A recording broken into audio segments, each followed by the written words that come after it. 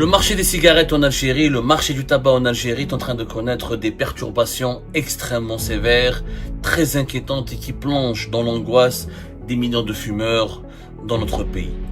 Pour les non-fumeurs, pour les lanceurs d'alerte, pour les personnes qui sont soucieuses de la santé publique, pour les défenseurs, pour les militants anti-tabac et pour les défenseurs de la santé publique, on peut s'en réjouir, certainement. Mais malheureusement pour les millions de fumeurs en Algérie, c'est un drame au quotidien et c'est des difficultés qui se rajoutent à un stress quotidien et ça peut malheureusement alimenter des fléaux sociaux et ça peut engendrer une insécurité dans le pays, ça peut déstabiliser l'ordre social. Pourquoi? Parce que vous le savez, vous êtes bien placé pour celles et ceux qui fument pour savoir que c'est une addiction. Et quand une personne est addict, quand elle ne trouve pas les cigarettes, quand elle ne trouve pas son paquet de cigarettes, elle peut faire preuve d'agressivité, elle peut déprimer, elle peut tomber dans la détresse, elle peut se comporter très mal. L'objectif de cette émission est de vous parler de la pénurie et de vous expliquer les raisons principales de la pénurie des cigarettes dans notre pays. Il ne s'agit pas de défendre le tabagisme, il ne s'agit pas de dire qu'il faut fumer, il ne s'agit pas de dire qu'il faut absolument que les paquets de cigarettes soient démocratisés. Mais il faut être respectueux des libertés fondamentales. Jusqu'à preuve du contraire, fumer n'est pas interdit, ce n'est pas un crime dans notre pays. Il y a des fumeurs, leur nombre est très important. Dans notre pays, il y a plus de 6 millions de fumeurs. Au quotidien, selon les statistiques les plus sérieuses et les plus fiables, il y a presque 4 millions de personnes qui fument quotidiennement. Plus exactement, plus de 3,6 à 3,7 millions de personnes. Depuis la mi-juin, et depuis le début du mois de juillet, en cours, la production des cigarettes en Algérie a chuté de 60%, a-t-on pu confirmer au cours de nos investigations. Et cette production des cigarettes, elle va chuter encore de plus de 80% dans les jours à venir, dans même pas une semaine, selon nos investigations. Il faut savoir que dans notre pays, chaque jour, 82 millions de cigarettes sont consommées, sont vendues et consommées chaque jour. On fait partie des 3-4 grands pays africains en matière de consommation de tabac et en matière de tabagisme. La chute de la production s'explique par quoi? Parce que depuis plusieurs jours, les services de sécurité en Algérie ont créé des brigades mixtes, police, gendarmerie, services secrets, tout le monde enquête et on essaie de nous faire croire que ce sont les fabricants, notamment la société algéro-émirati Lastime, qui détient 75% des parts de marché en Algérie, et ces distributeurs aussi grossistes qui seraient à l'origine de cette pénurie. C'est un mensonge, c'est une grossière manipulation et c'est une arnaque.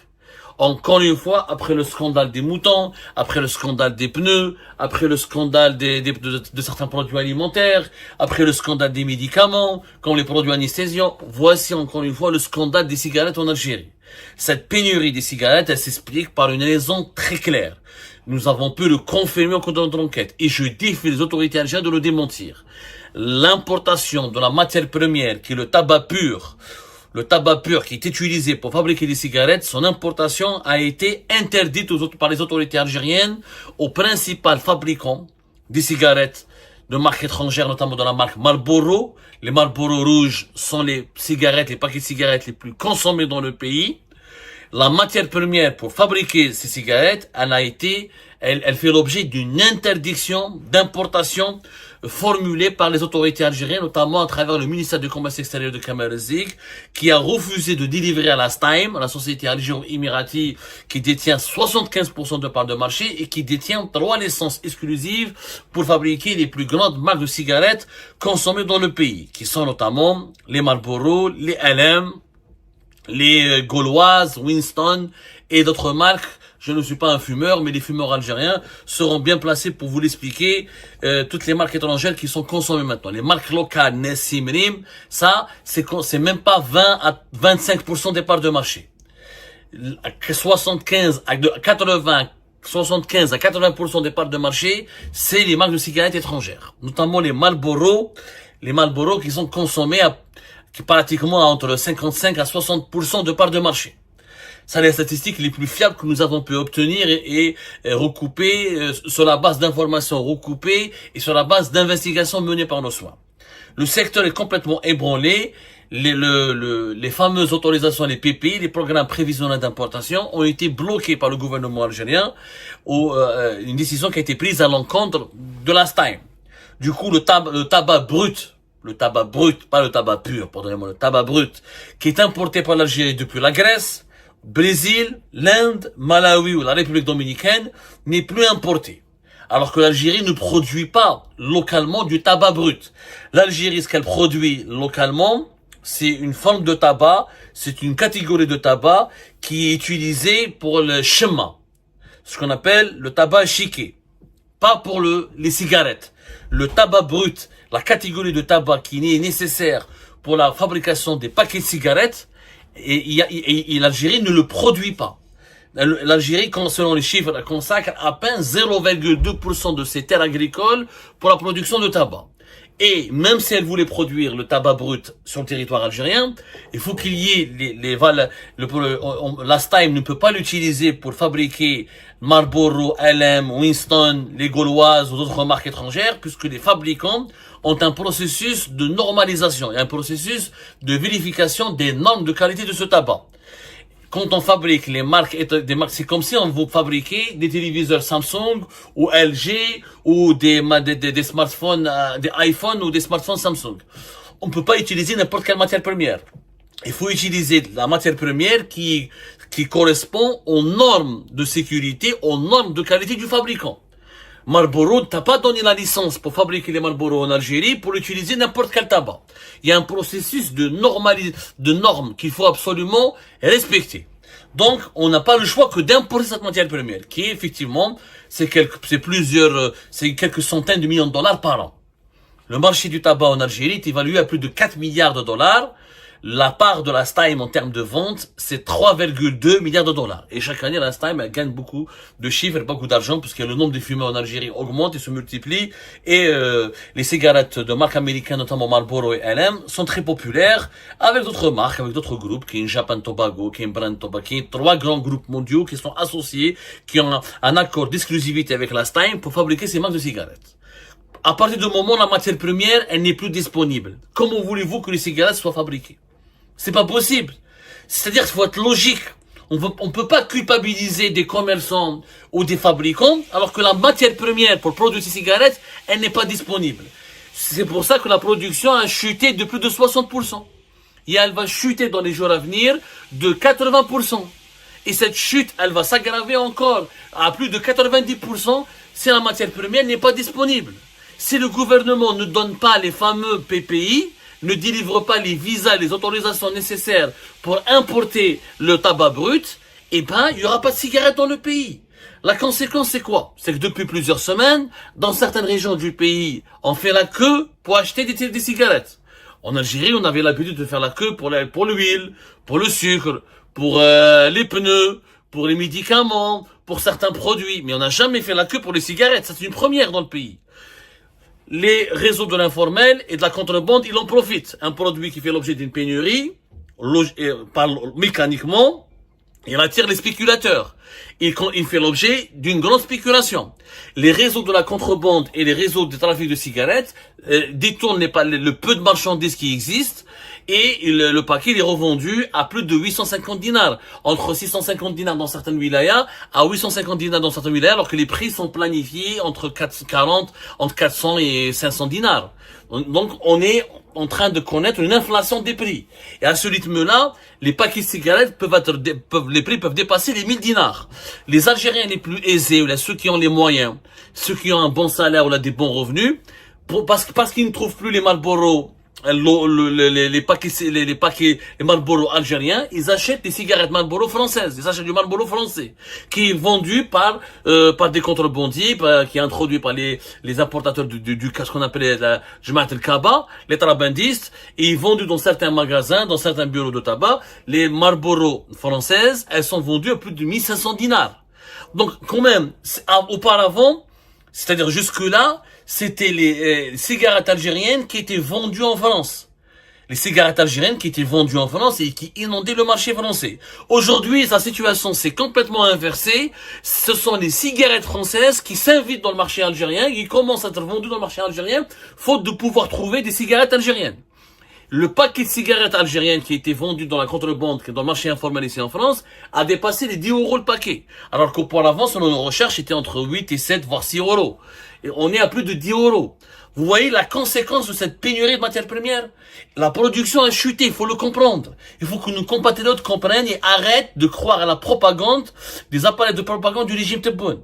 Et le régime Tebboune doit maintenant se ressaisir. Ya Abdelmajid Tebboune, il faut que tu comprennes quelque chose, que cette pénurie des cigarettes, elle peut se retourner contre la sécurité nationale, contre l'ordre public, parce que c'est une addiction. Les fumeurs, quand ils fument pas, ils sont agressifs, ils deviennent stressés, nerveux, ça peut alimenter d'autres trafics, ça fait gagner des points au marché informel, ça alimente le trafic de marché noir. Donc, c'est l'État qui est perdant, c'est la société qui est perdante. Au moins, quand les cigarettes sont disponibles, les taxes sont prélevées, le trésor public, ses caisses sont remplies, il y a un contrôle qui est effectué, et les fléaux sociaux, qu'on le veuille ou non, la frustration, le manque, alimentent les fléaux sociaux. C'est tous les psychologues, tous les connaisseurs de la psychologie sociale peuvent vous l'affirmer. Il faut juste demander de l'avis de certains experts. Donc, Abdelmajid Tebboune ne comprend pas qu'en s'attaquant à la style, il ne s'attaque pas aux Émiratis. Les Émiratis, ils n'ont rien perdu. Les Émiratis sont suffisamment riches. Ils n'ont pas uniquement l'Algérie comme marché dans la région du Moyen-Orient, de l'Afrique du Nord. Et les Émiratis ne sont même pas présents en Algérie. Au niveau de la STAIB, il y a 1350 employés. Ils sont tous algériens et algériens. Toutes les familles des employés, c'est des familles algériennes. Et la STAIM, elle verse chaque année entre 8,7 et 1,7 et 1,8 milliards de dollars de taxes et d'impôts au trésor public. Après la Sonatrach, c'est la deuxième société qui verse autant d'impôts et de taxes et qui verse des recettes fiscales à l'État algérien. Donc la STAIM enrichit l'État algérien. Donc en cassant la STAIM, on est en train de créer quoi? De créer des pénuries sur le marché, de créer, d'alimenter, de favoriser le trafic de cigarettes et le marché informel, de provoquer une chute des recettes fiscales pour le trésor public, et on est en train d'appauvrir et de plonger dans l'incertitude l'avenir de 1350 familles, qui sont tous des familles algériennes. Les managers de la STAIM sont algériens, les fonctionnaires sont algériens, les petits travailleurs sont, même la femme de ménage, il n'y a pas d'Émiratis, il n'y a pas d'étrangers au sein de la STAIM. Les Émiratis sont présents dans l'actionnariat. Moi, je comprends que Tebboune a un problème avec les Émirats. Je peux comprendre que l'État algérien veut nationaliser, c'est légitime. Mais il y a un processus à mettre en place. C'est des négociations qu'il faut mener avec les partenaires et les actionnaires émiratis. On peut pas recourir à des méthodes de voyous, casser l'entreprise, l'empêcher d'importer la matière première pour la casser, pour provoquer sa faillite et pour la dévaloriser. C'est ça la tactique du gouvernement actuel, du régime actuel. Pour dévaloriser la STAIM, pour la mettre en difficulté, vraiment qu'elle perde de sa valeur, on est en train de lui créer mille et un obstacles. Et de la saboter. Parce que c'est du sabotage. On lui fait des redressements fiscaux, comme on l'a expliqué et révélé dans plusieurs de nos émissions. On lui impose des redressements au niveau des droits, au niveau des cotisations sociales, etc. On lui impose une taxation très élevée. On lui met des interdictions de part et d'autre pour acheter, pour vendre, pour louer, pour payer ses prestataires, etc. On bloque ses comptes bancaires. On lui fait des saisies obligatoires et des saisies abusives. Et à la fin, on l'empêche d'acheter sa matière première. Donc, on est en train de s'attaquer à la chaîne de production. Qui est le perdant? C'est les employés qui sont algériens, les cadres dirigeants qui sont algériens, et les fumeurs qui sont algériens, et le marché qui est algérien, et le trésor public et le fisc qui sont algériens. Les Émiratis n'ont pas subi de préjudice. Les Émiratis تقلقهم. يروح معك l'arbitrage international. Ok, moi je vends pas. Je veux nationaliser l'entreprise. Tu me donnes 3 milliards et demi de dollars. Elle fait 3 milliards 200, elle fait 3 milliards et demi de ventes. Tu me donnes mes 3 milliards et demi de dollars ou je pars. Et les Émiratis peuvent demander plus, ils peuvent demander 5, ils peuvent demander 6, c'est que j'ai investi depuis 20 ans. Ça fait plus de 20 ans que j'investis. Je t'ai ramené une licence avec Marlboro, je t'ai ramené avec 2 grands géants mondiaux, Winston, les Gauloises, etc., NM, je t'ai ramené une vingtaine de marques étrangères. Je demande d'être indemnisé. Il peut exiger 4, 5, il peut demander 6 milliards de dollars pour obtenir 3 milliards de dollars. Il n'est pas perdant. Les Émiratis sont immunisés, ils sont protégés leurs arrières. Ils ont les contrats, ils ont les licences, ils ont les preuves, ils ont tous les documents qui démontrent que c'est leur affaire, que c'est leur investissement. Tu ne peux pas les éjecter du marché de façon brutale. Et cette technique, cette tactique de les dévaloriser, de les détruire de l'intérieur, de saboter l'entreprise, ça provoque des pertes que pour l'Algérie. Demain, il n'y a pas de cigarettes, comment on va faire? On va ramener des marques de cigarettes depuis le Maroc, depuis la Tunisie, depuis l'Europe. On va inonder l'Algérie, les contrebandiers vont en profiter. C'est connu. Une pénurie d'un produit de large consommation alimente le marché informel, les contrebandiers qui le ramèneront ce produit depuis l'étranger, qui est importé illégalement, illicitement, et qui sera vendu sur le marché noir. Vous allez faire quoi? Vous allez empêcher 6 millions de personnes de fumer? Vous allez mettre tous les fumeurs en prison? Vous allez faire quoi? Ben comme ça, imaginez 3 millions et demi de personnes de frustrés, qui sont addicts, qui doivent fumer chaque jour. Ils vont péter les plombs. 3 millions et demi. Si vous avez 10% de ces personnes qui sortent dans la rue pour faire des émeutes ou là pour créer des problèmes, ça va mettre l'ordre social du pays et l'ordre national en danger. C'est l'Algérie qui sera déstabilisée. C'est pas comme ça qu'on doit gérer les choses. Il y a un problème avec les actionnaires émiratis, on enclenche des négociations, on essaie de les éjecter gentiment, de leur proposer des indemnisations, d'essayer de régler les problèmes, de les amadouer, mais cette brutalité ne fonctionnera pas. On est en train juste de saboter l'entreprise prospère, de créer des pertes d'emplois, de saboter les salaires des travailleurs algériens, de plonger dans la pauvreté et la précarité des familles algériennes et surtout de compliquer l'existence des consommateurs algériens qui seront obligés d'acheter, de recourir à l'informel, au marché noir, au trabendo pour pouvoir fumer. Ils paieront des prix de cigarettes à des prix très élevés. Il va y avoir des braquages, des agressions à l'arme blanche, des bagarres, il va y avoir la délinquance qui sera alimentée, l'insécurité qui sera alimentée. Et ça, c'est très grave. C'est très grave pour la société algérienne, c'est très grave pour notre pays, et ce n'est pas dans l'intérêt de notre pays. Donc je lance un appel à Abdelmajid Tebboune, revenez à la raison, monsieur Tebboune, laissez la Lastime importer sa matière première, laissez-la fonctionner, l'entreprise fonctionne. Vous voulez récupérer la Lastime, mais récupérez-la en tant que fleuron, qui rapporte de l'argent, récupérez-la en tant que machine, qui ramène du fric. Mais si vous cassez cette entreprise, vous allez récupérer quoi? Vous allez récupérer une épave, vous allez récupérer un cadavre qui est mourant, vous allez récupérer l'entreprise qui est en faillite. Ce n'est pas intelligent. Alors revenez à la raison et écoutez les gens qui sont censés, de grâce, il y va de l'intérêt de notre pays, de la stabilité de l'ordre social et de la santé publique de plusieurs millions de fumeurs.